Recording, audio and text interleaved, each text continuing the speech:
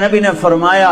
جو یہ چاہے اس لوگ کا مسلمان کہ وہ جنت میں میرے گھر کے قریب گھر بنا لے تو وہ دو کام کرے، ایک اپنے اخلاق اچھے کرے، ایک اپنی بیوی سے اچھا سلوک کرے، تو اس کا گھر میرے گھر کے قریب ہو جائے گا۔ تہجد پڑھے، جہاد کرے، تبلیغ کرے، ذکر کرے، مراقبہ کرے، یہ نہیں فرمایا کہ وہ دو کام کرے، ایک اخلاق اچھے کرے، ایک بیوی سے اچھا سلوک کرے۔ یہ بیوی سے اچھا سلوک بھی تو اخلاق میں آتا ہے، اس کو الگ کیوں کہا ہے؟ کہ بہت سے لوگ باہر بڑے اخلاق والے ہوتے ہیں اور گھر میں بیویوں کے ساتھ بڑے بدتمیز ہوتے ہیں،